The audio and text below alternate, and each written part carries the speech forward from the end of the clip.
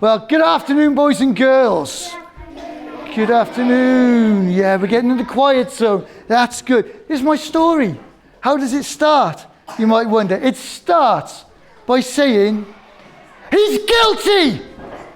He's guilty. Jesus should die. He must die. That was what the Sanhedrin was saying. The Sanhedrin was the council of priests that ruled the people in Israel. But you know, they may have wanted Jesus dead, but they didn't have the power to do it. Only Pilate, the Roman governor, could give that. So, having interrogated Jesus all night, which they shouldn't have done, and they took Jesus, they tied him up, and they took him off to see Pilate. So what we're going to do, we're going to take the purple brush here, and we're going to draw Jesus, kind of, okay? I'm going to mix between my hands here. Okay, there's Jesus, and he's waiting for Pilate. Well, Pilate came in to judge Jesus, and he sat on his special seat that he had to make judgments over people, sometimes life and death judgments. There he goes. This is Pilate. He's sitting there. He's looking at Jesus, and he's looking at Jesus, and he thought to himself, he doesn't look like a dangerous criminal. I mean, that's what the priests were saying. Ah, those priests, pesky they are, always causing trouble. Listen, you can hear them now. Hear them now stirring up the crowds for something. Who knows what they're up to?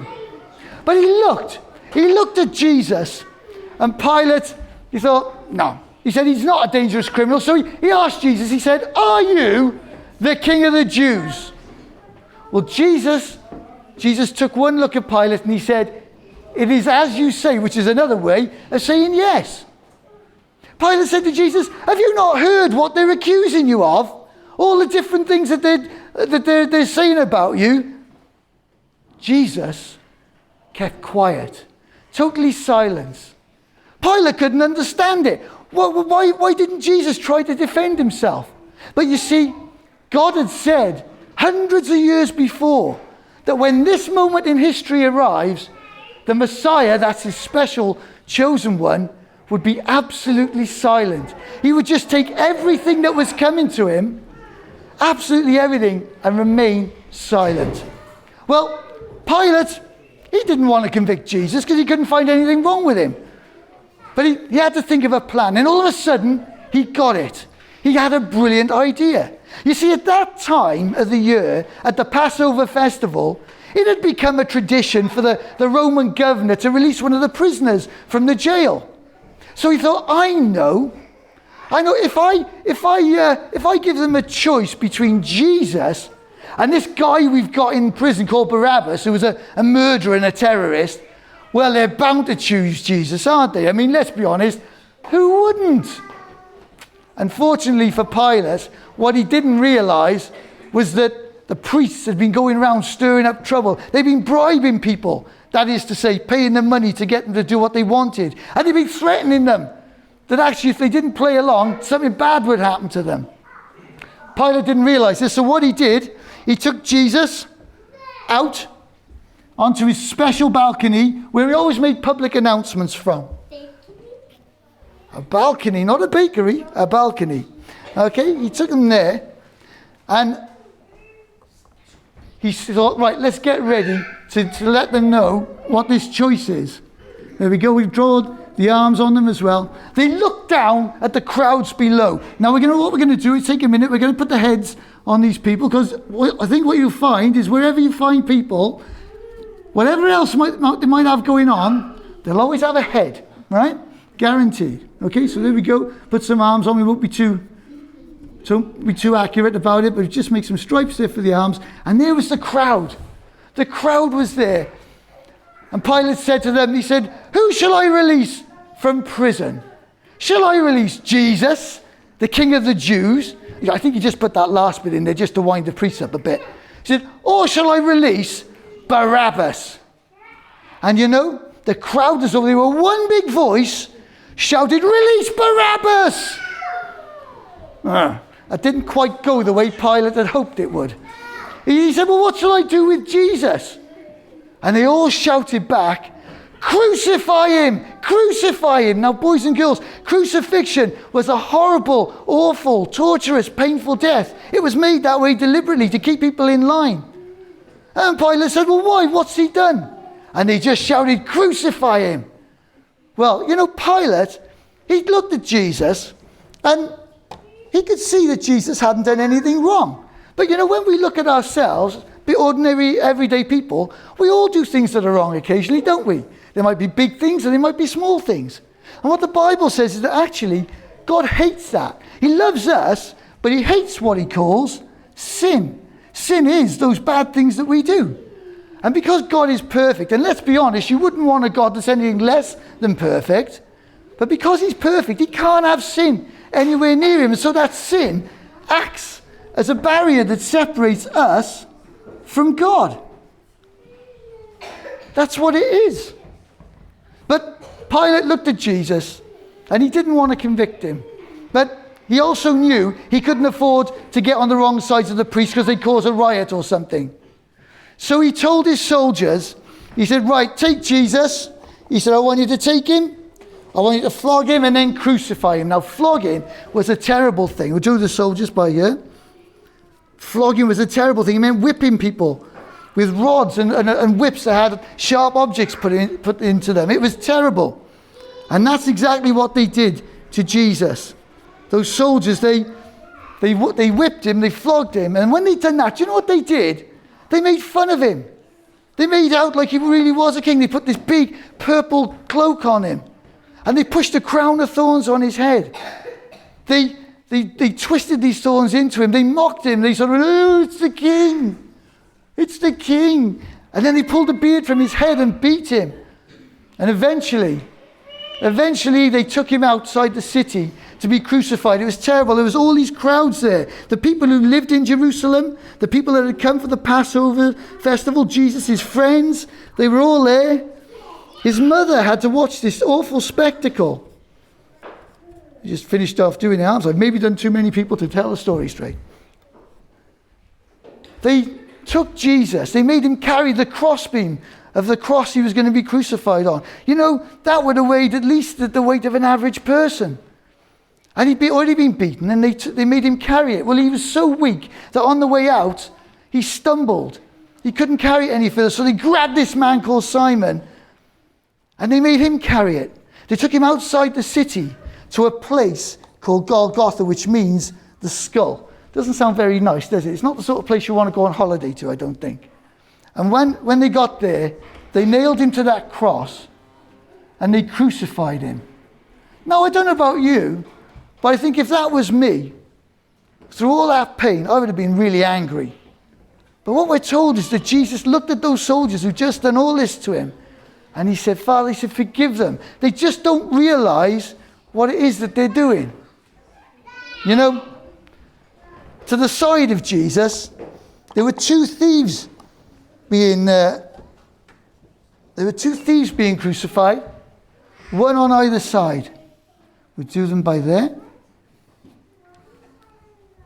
And you know, one of these thieves, we'll say this one here, he looked at Jesus through his own pain, and he said, I thought you were supposed to be the Messiah. Why didn't you jump down, save yourself and us while you're at it? But you know, the other one, he must have seen something in Jesus. And he said to his friend, he said, don't you fear God? He said, we're being killed for something we've done. But this man, Jesus, never did anything wrong. And you know, he was absolutely right. This man saw what Pilate saw, that he'd never done anything wrong. You see, the Bible tells us that this is why Jesus went to the cross. You know, I said that God hates sin. He loves us, even though we keep doing it, but he hates the sin. And Jesus, who'd never done anything wrong, was dying on that cross, taking the punishment for us. You see, what we're told is that basically, when Jesus went to the cross, now this is the slightly clever bit, okay? Hopefully you can see a couple of letters there. Can you read that? Can you read it? Yeah? It says he. Okay? Hopefully you can read. If you can read it, then call it out. he died. Okay. For us. When Jesus died on the cross, he was taking the punishment for us. You know, that thief I just said about, he then called out to Jesus and he said, remember me when you come into your kingdom. That is to say, heaven. And Jesus said to him something amazing. He said, today you'll be with me in paradise. That is, Jesus was saying, today you'll be with me in heaven. You see, when Jesus died on that cross, well, he paid the price for us.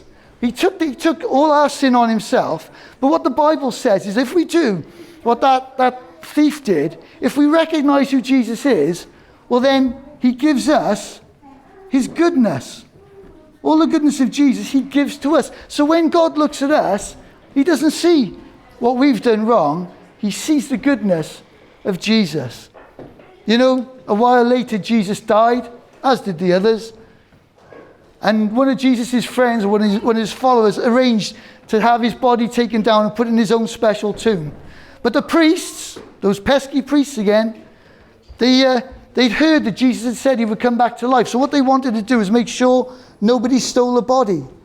So what they did was they got Pilate to put a guard of Roman soldiers to guard the tomb.